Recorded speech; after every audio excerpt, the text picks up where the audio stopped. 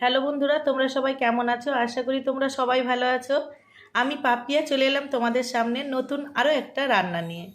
আজকে আমি বানিয়েছি, আমি না, আমার দাদা বানিয়েছে আমার জন্য চুই ঝাল দিয়ে হাঁসের মাংস।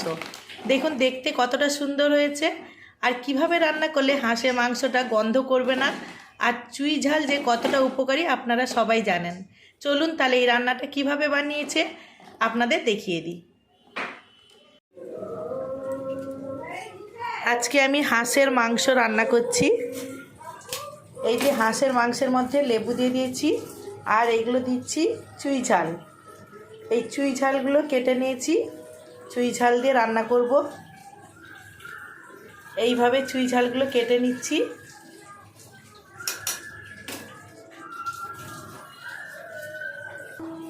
আর এখানটায় আছে আলু, আছে রসুন, আদা, লেবু, আর আছে পেঁয়াজ। আর এখানটায় নিয়েছি দেখুন বড় বড় করে পেঁপে। মাংসটা রান্না করার জন্য আমি এখন দিচ্ছি সর্ষের তেল। আমি না, দাদা দিচ্ছে। দাদা কড়াইতে দিচ্ছে সর্ষের তেল, তেজপাতা, শুকনো লঙ্কা। এখন কড়াইতে দিয়ে দিচ্ছি গোটা জিরে, এলাচ, লবঙ্গ, আর দিয়েছি গোটা রসুন। এখন দিয়ে দিচ্ছি ছোটো ছোটো করে কেটে নেওয়া আদা। ভালো করে ভেজে নিয়েছি।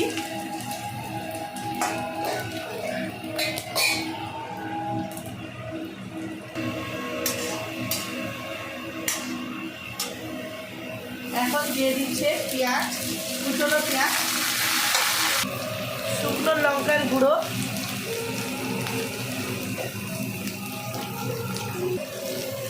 জিরে গুঁড়ো, সব কিছু ভালোভাবে মিশিয়ে দিচ্ছে। এখন দিচ্ছে হলুদ,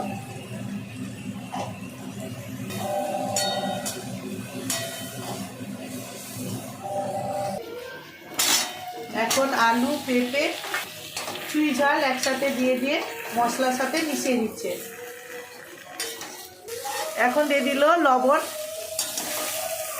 লবণটা দেওয়ার পর আবার ভালো করে মিশিয়ে নিচ্ছে।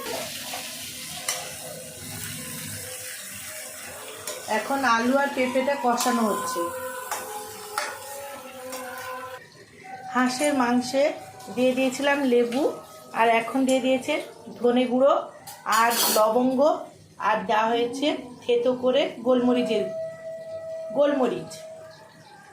এখানটায় প্রেসার কুকারে জল বসিয়েছে, অল্প একটু চিনি দিচ্ছে। এখন অন্য একটা কড়াইয়ের মধ্যে তেল অল্প একটু দিয়েছে, তেলের মধ্যে দিল গোলমরিচের গুঁড়ো।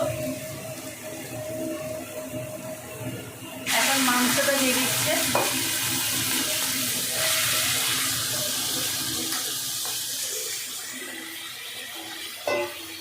গোলমরিচের গুঁড়োটা দেওয়ার পর মাংসটা দিয়েছে। এখন মাংসটা ভালো করে নেড়ে নেবে।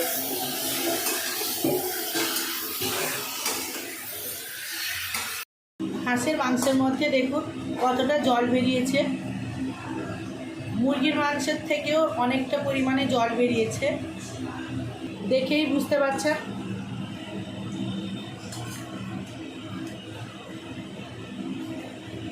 আর এই জলটা যতক্ষণ না শুকোচ্ছে ততক্ষণ কিন্তু কড়াইয়ের মধ্যে আলাদাভাবে কষিয়ে নিতে হবে হাঁসের মাংসটাকে।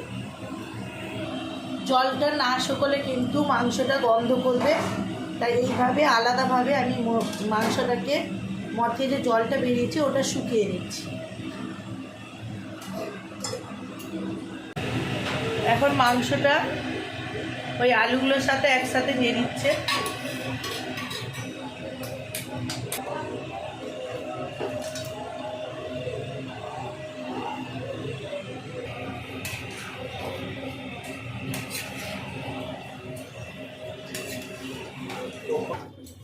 মাংসটা রান্না হয়ে গেছে, আজকের এই রান্নার রেসিপিটা যদি আপনাদের ভালো লেগে থাকে অবশ্যই লাইক করবেন, শেয়ার করবেন এবং সাবস্ক্রাইব করবেন।